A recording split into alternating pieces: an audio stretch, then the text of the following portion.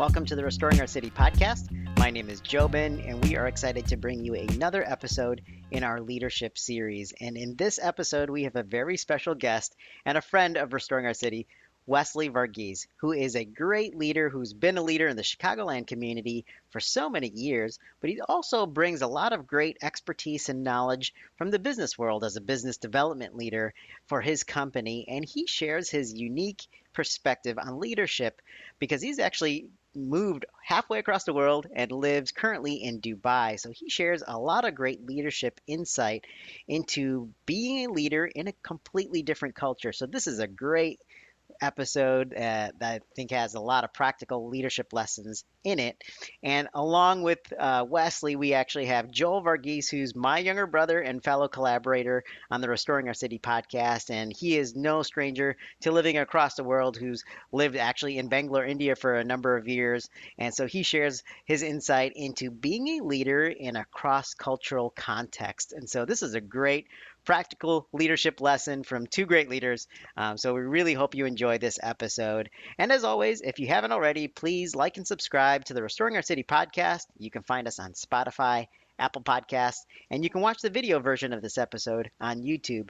Find all of those channels and handles of our social media on our website at restoringourcity.org. So we hope you enjoy this episode, and we look forward to continuing the dialogue with you. All right, welcome everyone to the Restoring Our Cities podcast. My name's Jobin. We're continuing our leadership series, and this is a really special episode. I'm excited to have this conversation with Wesley Varghese, who's been, I would say, a friend of Restoring Our City for such a long time. We've partnered together over the years, and he is no stranger to our community, especially in the Chicagoland area. So we're so excited to have you on, Wesley. And also, before we just jump right into Wesley, we have Joel Varghese, who needs no introduction, my brother, who is a pastor and a leader in his own right, as well as being a part of a nonprofit with Reaching Indians Ministry International, RIMI. He's been serving there for such a long time. So Joel, how's it going, man? It's good, man. It's been a while, but I'm glad. Thanks for inviting me back. I thought you didn't like me. Yeah, it's been a while since. Unfortunately, you guys are blood related, right? I know, right? Yeah. So I have to. Well, thanks, Joel, for being on.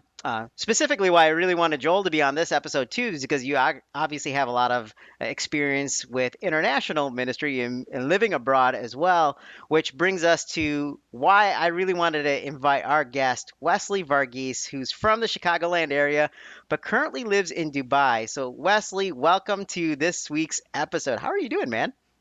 Living the dream. Doing great. Happy to be here. Thank you guys for having me. Yeah, absolutely, man. And we're just excited that you're on, that we get to connect with you and half a world away. By far our longest distant episode guest, right? You are, For sure. You are out there in Dubai, living the dream. Totally jealous of your Instagram videos and everything that you're doing. But for our listeners who don't know you, Wesley, tell us a little bit about yourself and what you're doing right now. Absolutely. So, hey everybody, my name's Wes. I'm now living in Dubai. I've just moved here in January. So it's almost been 11 months, just about 1 year, and feeling quite comfortable living out here. Have been living in the Chicagoland area my entire life, and through work, really had an opportunity that I really couldn't surpass. I was contemplating it for a long time, and there was an opportunity at hand, and I'll go deeper into the conversation, but it was something that sort of separated everything that I had been doing up until this point, that really put me out of my comfort zone, and I couldn't be happier about the decision so far. It's been awesome. Awesome. I'm glad to hear that, man. And pretty big decision. So you obviously you're born and raised in Chicago, been a part of our community for such a long time. Tell us a little bit about the work that you do and your role. Absolutely. So my company is a manufacturing company, but specifically in the surveillance space. So in surveillance, especially in this time that we live in now, it's at its highest peak. When you think of surveillance, it's everything from facial recognition to people counting to biometrics, everything that you hear about in terms of sort of the thriller movies and being able to watch Mission Impossible and kind of recognize who's walking into what door, right? But all of that in real life. In this part of the world, they're taking that to the next extreme. You'll see Dubai airport, probably the largest airport in the world by floor space, or something like the Burj Khalifa, the tallest building in the world. These are just a few examples of places in the world where facial recognition and the sort of technologies is so important and relevant to day-to-day society. Our company provides the technology that hosts these softwares, and I've sort of had the opportunity to help build an office for our company here in Dubai, servicing the entire Middle East, Africa, and sort of North African markets. So it's been sort of a ride. I've been here for now 5 years, and it's been a journey, to say the least, to see how it's sort of come to fruition. Well, that's awesome. So 5 years with the company, but then how long have you been living in Dubai specifically? So just about to hit 1 year. So time has really flown. Yeah. I could say I came at the perfect time because COVID hit as soon as I landed. But Yeah. I think I couldn't have been in a better place during everything that's elapsed over the last few months. Wow. Wow. So like, how's it been? You know, because obviously it's a different country, different culture. So yeah, share that journey. How's that journey going so far? Sure. Now, when you think about the Middle East, you often think sort of your standard adjectives, right? It's sort of close knit. People don't really have this open mindedness that you would think you'd have, let's say, in the Americas or in the Western world in general. People are generally sort of bundled up in terms of clothing, and there may not be as much human interaction as you'd think. But in Dubai, I would say it's the perfect example of a utopia that encompasses Western culture, Middle Eastern, Mediterranean, everything in between. Actually, this is the one place that hosts more than 200 nationalities in a single city. Wow. So That's when you say great. melting pot, it's truly happening here in Dubai. Specifically in our community, the Indian expat population is probably half of the Indian community. Actually, going back to our roots in Kerala. So I'm Wow. walking around and I see Malayalis left and right. I go in the taxi and I hear the guy calling me Cherta or ask me if I want a nice cutting copy, when I'm driving around. So it's kind of cool to be able to correlate that way too. That's awesome. So you Uh, don't miss the comforts and the culture from home. You still kind of see that around you in a totally different place. That's awesome. that absolutely, and especially when it comes to food. I mean, you think you've seen everything until you've come here. Obviously, Kerala food, probably my all-time favorite cuisine. A nice Really? Okay. heaping plate of chore, more chamandi puri, pickle. Like I'll just knock the plate after, right? Like you get all of that out here. But even more so than that, they're fusion foods that they really sort of take into leaps and bounds. You find Indo-Chinese, Mexican, Italian, various cross sort of references of different foods. So you really get it all out here, and I love that piece of it too. If anybody wants to just get really, really hungry, take a look at Wesley's Instagram stories. I mean, it's like legendary where every single cuisine known to man. That's really cool. And I'm so excited to have you on this episode, Wesley, because you did make this huge decision to move halfway across the world. And we are in this leadership series, Mhm. and it's one of those things where we've been learning about all the great work that leaders in our community are doing. And so we look at you as a leader, and we've partnered together on things in the past before. I think about a Christmas party that we did a couple years ago, and we raised a Right, lot of right. money to serve some meals to the Chicago Food Depository. Tell us a little bit about your role as a leader, maybe starting from the Chicagoland area before you made this big move. Definitely. Uh, I'd say, like any one of us, we did whatever it took to get involved in church, whether it be on the worship team, in Sunday school, in day-to-day activities. So through that, obviously I had tons of opportunities to stay connected, get to know my fellow youth across the city, and in sporting events too. I think the guys can very well say we played tons of football, lots of Sunday afternoon basketball after church. I mean, we've all done it, right? And there's great ways to be able to collaborate and sort of get to know each other that way. In Chicago, in particular, there's a few organizations that I had the opportunity to be a part of. One in particular, CCF, another PCNAC. I mean, just all sorts of different organizations that had platforms for anyone just like myself to serve in a way that gave them an ability to learn more about the functionalities of running an organization. I mean, understanding how different stakeholders make an impact on how things happen, whether it be the events that are happening to the outcomes from financial planning. I mean, I really learned not just limited to the spiritual aspect, but the business aspect of running one of these 3-day conferences or 1-day events, as you both very well know. And those experiences definitely build a foundation for what I've been able to do in work nowadays now. Awesome. Wow. That's so encouraging to hear. And, like now that you're in Dubai, you made this huge impact in Chicago, being part of a community. And now, like, talk about that decision. Like, what was that driving force making that decision to move from Chicago all the way to Dubai? I've always had this sort of, it's not a catchphrase because I only say it to myself and I don't tell other people, but I've always had this sort of mentality, you won't know until you've tried. And that has really been sort of the saving grace in every decision I've made since I've made here. I've been in Chicago my entire life. Sure, I went to school and got to be away for a few years, but I've always had my roots there. And sure, I've traveled and had a chance to see different places, but I've never spent extended time in those places. I always knew that I was coming back home. I always knew that I had a safety net to come back to. And this was a move that I knew that when I ended up here, I wasn't going back home and having my parents to take care of everything, or I didn't have someone having like a ton of chore and like more waiting for me in the fridge. Like Right. It was all on me. And I think that at first was a little scary. I mean, there's fear associated to that, but I think the ability to take everything to the next level and just really see what my capabilities were as an individual in true retrospect by living here and being able to understand how things work in an entirely different culture from anywhere else in North America. And it's really set the stage for where I want to move forward in the rest of my career. That's awesome. And I think that's what separates leaders from followers as well, right? Like the courage to do that. And then on a couple of these episodes, there's a common theme that I'm hearing from leaders specifically, right? They have this courage to take the risk into the unknown, whether it's starting a business or, moving halfway across the world. Joel, I know you kind of know that journey, right? Like you did that as well by moving to Bangalore, right?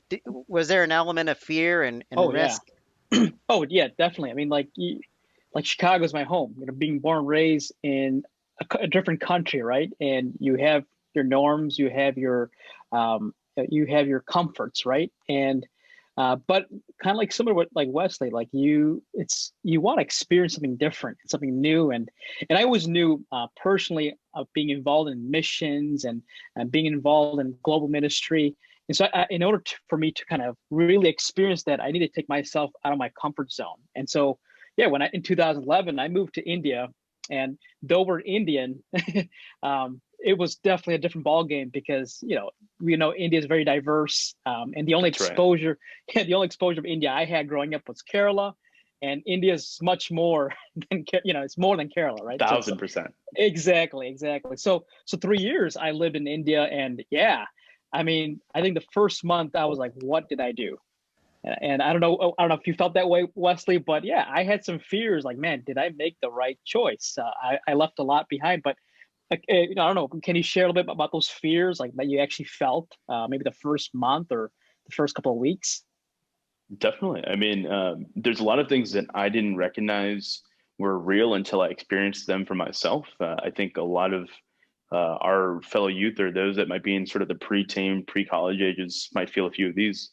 Loneliness, sort of, I don't know, unclarity of what the future holds, just not having everything sort of figured out. I think that, I don't know, fear of not knowing what might be next for you. I mean, I think a lot of those things sort of come into play when you have to figure things out for yourself. And I think the ability to overcome a lot of those feelings is what makes you that stronger individual. And from there on, that servant leader, hopefully, or understanding what it takes to get to that point, you're able to provide that advice to other people that might want to do the same thing. That's awesome. And I think that's very common for people of all ages to fear, those unclear steps or those next steps, or Mm-hmm. it's just the fear of the unknown, right? Mm, And kind of something that Joel even mentioned, especially with your trip. Joel, you're my brother, and I was fearful for you if you made the right decision as well. I mean, you're Yeah, my yeah, younger brother, right? yeah, yeah. And I look at you as a leader, but at the same time, it's like, all right, a month in, my brother's halfway across the world. Did he make the right decision? Right. And I'm sure your family and friends, and there might be some criticism, right? Like Mm, that may come with that. sure.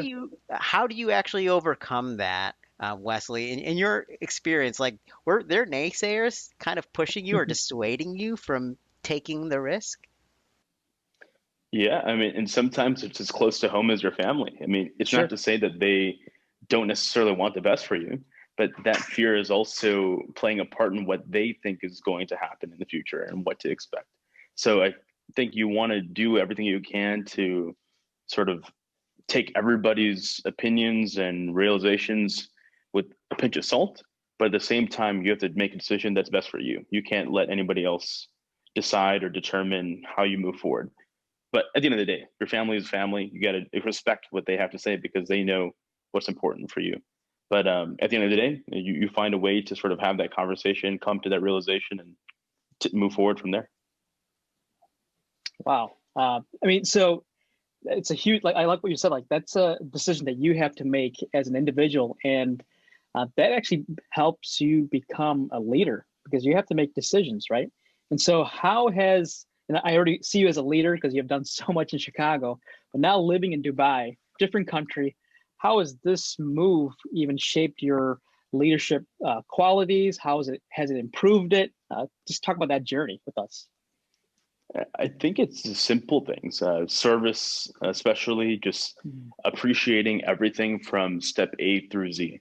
Because if you don't understand how every single piece of, let's say, a recipe, how everything works in the process, how all the ingredients play a different role, or if you're looking at a factory and a manufacturing plant and understanding that this switch does this or this screw or nut does that, if you don't understand all those little things, how are you going to ever realize the big picture of it all? And I think that's what I'm realizing here in the business that I'm in. Everything from actually setting up the entity, going to the banks, the licensing. I mean, things that I didn't even plan on doing when I took on this role, but it's all played a part of the process. Now I've got this background knowledge that I can apply and hopefully share with others who might want to do the same thing. But I think that willingness to learn is going to be instrumental in sort of determining how you want your own leadership style to be reflective in whatever organization, church, community that you might be leading sets in. That's great. I think that's a critical piece that I don't hear a lot of people talk about because we have these like visions of being a leader. We kind of think, oh, I'm gonna be like a CEO. I'm gonna kick my feet up on a desk, Yeah, We all think have it's this that nice easy, view. right? exactly. Exactly. And it's just like, hey, I'm gonna just have a bunch of people under me and I'm gonna just tell them what to do. I don't think that's leadership because there's so many unknown things and skills, departments, Hmm. processes that you have to learn that just come with being a leader, right? And so the willingness to learn, what a great Mm. quality. I think that is something that people need to hear. And you've mentioned servant leadership a couple times as you've been talking. Tell us a little bit about that because I think not everybody understands that concept, and Mm. sometimes they have this picture of leadership, and there's lots of different leadership styles. Tell us a little bit about how servant leadership and that style has impacted you. So I think the simple definition that most people can agree to is that it's leadership that serves or is sort of seen as an opportunity to serve others. It's set up in a way where you don't have the power and control with a singular individual or representative. It's control and power that's shared among everybody within the entity. It drives sort of user engagement. It drives all individuals within a task force playing a role or playing a part in making sure the overall goal is met. It's not limited to one person because at the end of the day, you can't just rely on one person to make the whole unit function. It's all collective, it's all collaborative. And if it's not happening in that way, in a unified sort of message, if you rely on that one piece, you're never going to get anywhere. So that's sort of the way I've always seen it. You kind of measure success in servant leadership by growth, seeing those that might sort of be in the lower tiered part of the organization really rise and come up and doing things that you may not have expected them to do. But that's because of you as a leader giving them opportunities to learn and discover and understand how they can grow in those things. The major differentiator, in my opinion, is traditional leaders speak while servant leaders listen. And I think that's the most fundamental thing between the two. If you're not listening, you're not going anywhere. You're continuing to simply hear yourself speak and not let other people have that opportunity to put themselves out there. For me, it's always been about making sure that in any organization, and I've learned that the hard way, it's never about the individual person. It's always about the community. And if you don't believe in that, you may not be the best fit for a leader. Wow, that's so encouraging to hear. Like your definition of servant leadership really sums up even biblically what Christ taught us of what servant leadership means. And I don't know if you heard of a guy named Robert Greenleaf. He's known to be a modern day servant leader. And he says that good leaders need to become good servants first, and that's right. And I think it's it kind of resembles exactly what you're trying to convey. And I love how you talk about you have to kind of disciple people. There's a whole concept of discipleship there, taking a person by your right side and teaching them. And I think like what you said, they're going to make mistakes, right? And it's okay. You have to help them learn from those mistakes. Are you doing that now, or how does that look like in Dubai? Because it's a different culture, and even personally, being a leader, especially in the Eastern culture in India and South Asia, I've seen it is hard. It is difficult because, personally, in the Eastern culture, they still view leaders as up here and you're down here, and this whole concept of servant leadership is still very hard for them to really comprehend. So talk through that with us. Definitely. I would say it's synonymous to exactly what you're saying. Eastern influence is still found in this sort of Middle Eastern culture, but you'll start to seeing Western influence sort of come into about more so because 90% of the expat population serves the population of Dubai. 10% are locals. So you have these Westerners coming in from North America, Europe, from all over. So they're making an impact. But respect is something that goes a long way here. And I think we can say that's something that's also existent within our own communities in Chicago and back home in India, even either. That respect really plays a role in how people sort of define and understand your character, because that's what's going to make people want to listen to what you have to say. If you don't have the respect, those conversations aren't going to happen to begin with. But Joel, I think you actually hit on a really good point. I've always believed discipleship to be sort of congruent to what servant leadership is, because if you can't follow, you're never going to be able to lead. You have to be willing to follow if you want to be able to lead. And once you get to that leadership point, you understand what it means to follow. And I really do believe the two of those go hand in hand. That's powerful. And I think that's something that crosses culture, right? No matter where you live, entities and characteristics like respect and serving others, those things transcend culture and it can resonate no matter who you're with, right? That's really great to hear. And you mentioned something that you kind of have to learn things the hard way, and sometimes we mess up, and I guess other cultures are more forgiving than others, right? Can you share any of those pain points and those missteps along the way that you kind of experienced where you're like, man, this is really going to shape me, or this was a misstep that helped me grow into a leader? For me, I think I'm still getting to the point of understanding how the local, even Indian culture within this Dubai community works. Respect is not limited to just the one-on-one conversation, but even age plays a role.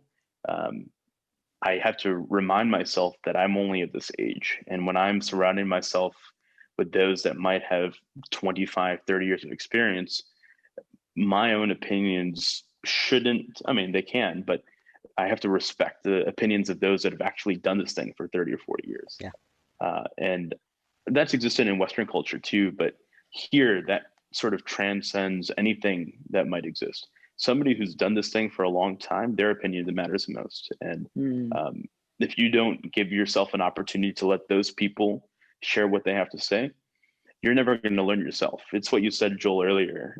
If you don't have the opportunity to make mistakes, you're never going to learn. These guys made the mistakes. Now it's our opportunity to learn from them. And I think that goes a long way. Not to say that age is a limiting factor. Anybody can provide assets or a resource at any age they might be.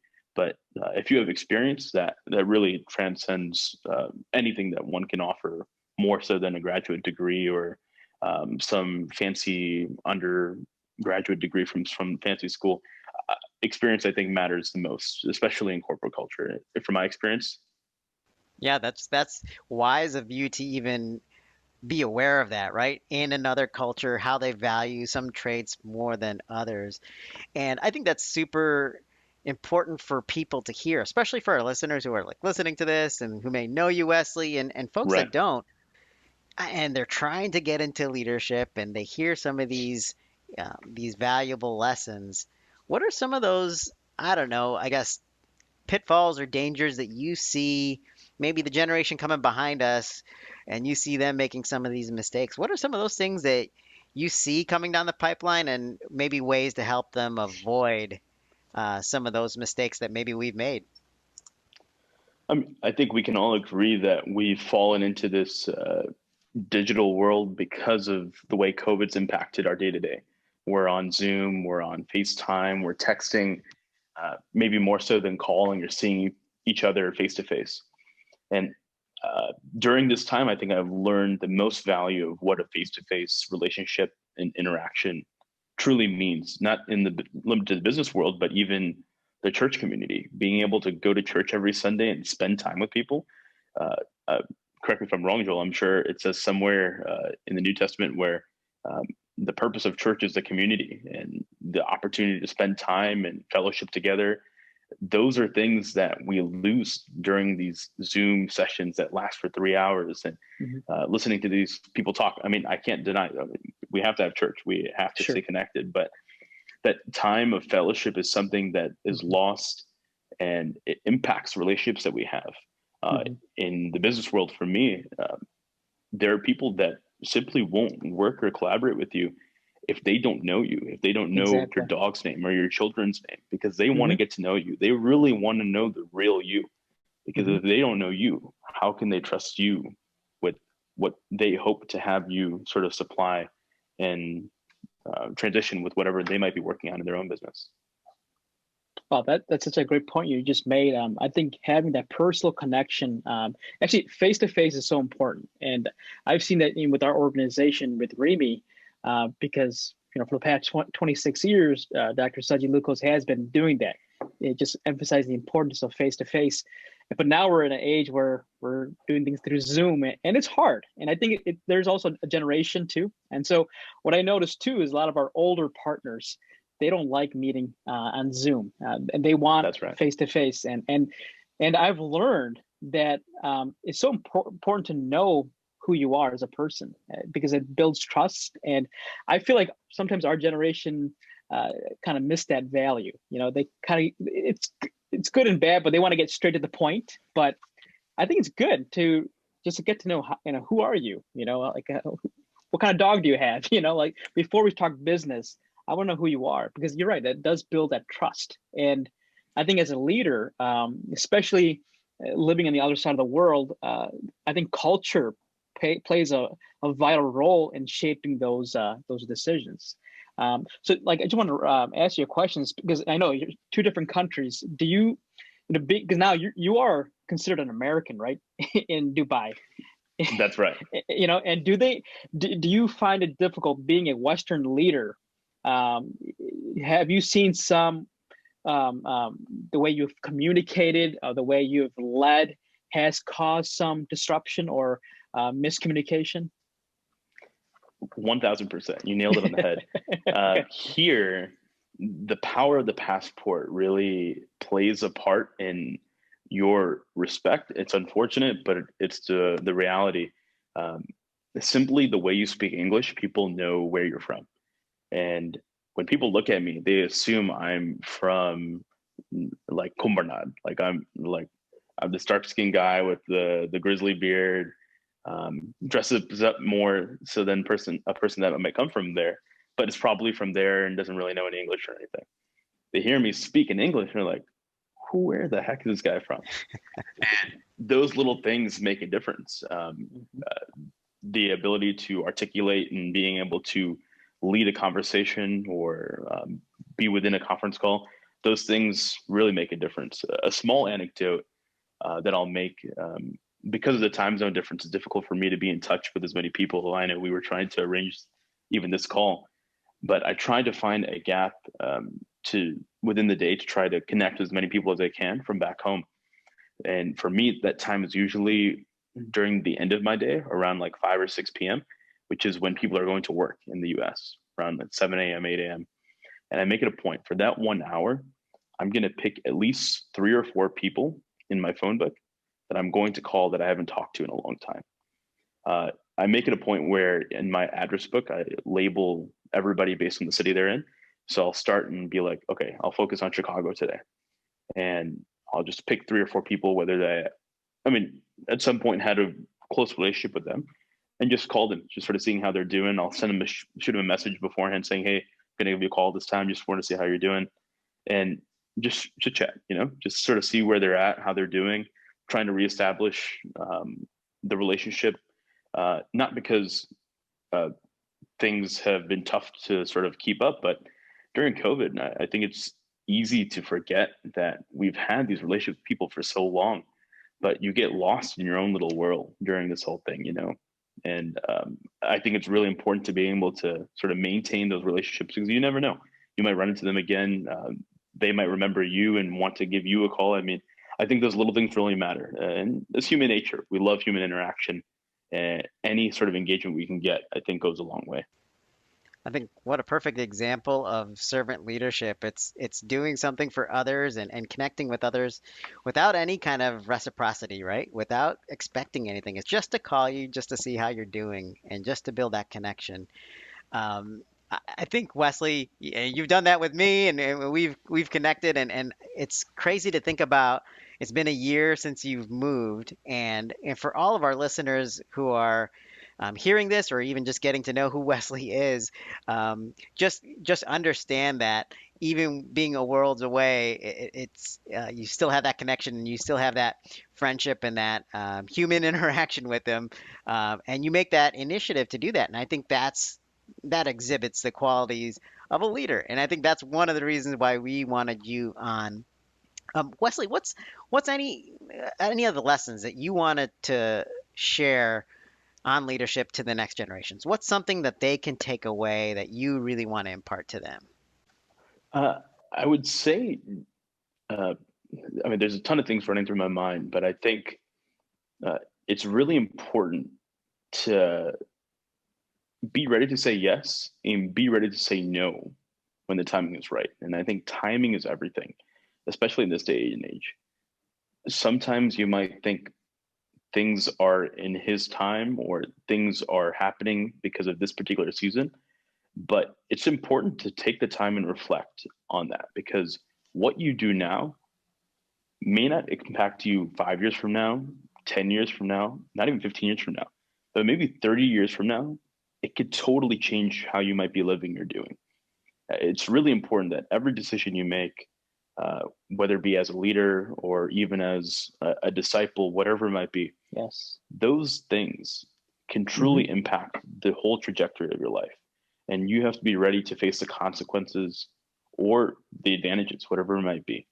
So I'd say take everything, make those decisions wholly, holistically, sort of think about everything associated to it. Take advice because you won't know all the answers and you don't have to. You have people like Joby, Joel, tons of people that are ready to sort of give you that advice and just have somebody to sort of talk it out with because it really makes a difference. We all want to see each other's success because at the end of the day, at least for me, when I see somebody succeeding and if I played an active role in their life, I feel as though that's my success as well. And it really puts the two together. That's awesome. And that just reminds me of a couple years ago, and we'll end off on this note because, I tell all of our leadership guests, and I'm not trying to put them on a pedestal, but I do want to use this platform, Hmm. and we all want to use this platform to encourage people who are listening that you can be a leader and you can go out and Absolutely. do what God's called you to do and chase after that dream. Um, this is just kind of popped in my head. A couple years ago, we did that Christmas party. We served 1,379 meals to the Chicago Food Depository. And I think back at everything that you're talking about, Wesley, Hmm. and the only thing I can think about is the planning stages up to that event was you were so integral in helping put that together. But one thing that I want our Yeah. listeners to realize is, Wesley, you couldn't even attend the actual event. You know, you had a conflict. You couldn't attend, but you put all the work into it, right? Because you knew it was for the greater good. And I'm not trying to boost your ego, man, but what you're talking about, you're not just talking about. You're actually putting it into action. And we see that and we appreciate that. And those are the kinds of things because when I see a number like 1,379 meals, that's because of servant leadership. And that's because of you That's putting right. the work into it. And so, Wesley, I hope that you continue to grow as a leader and you make an impact where you're at in Dubai. And we hope that we get to see you when you come back home. But I hope all of our listeners out Absolutely. there, yeah, I really hope our listeners out there are encouraged. And if you're thinking about, wow, what should I do? Should I make the next step? Be reflective of it, just like Wesley said. Don't be impulsive about your Hmm. decisions, but then also just know that you can do it, and there's a community behind you that can encourage you to do that. That's right. Wesley, thank you so much for being on, man. I appreciate it. This was fun, and we need to connect again. All right? Definitely. Thank you guys for the opportunity. It's been great. Thanks for hosting. It's been awesome. The show's been great. Looking forward to seeing more to come. Awesome. Thank you, man. Appreciate it. Thanks for listening to the Restoring Our City podcast. We really hope you enjoyed that episode on servant leadership. It's a really great way to approach the role of being a leader. And so we really appreciate Wesley joining us, who's been a great friend to Restoring Our City and really exhibits those characteristics of being a leader. So if you haven't already, please like and subscribe. You can follow our podcast on Apple Podcasts, Spotify. You can find the video versions of the episodes on YouTube as well. And you can connect with us through our social media channels. We're on Facebook and Instagram at Restoring Our City. We'd love to engage with you there as well. And you can find all of that information on our website at restoringourcity.org. Thanks again for listening.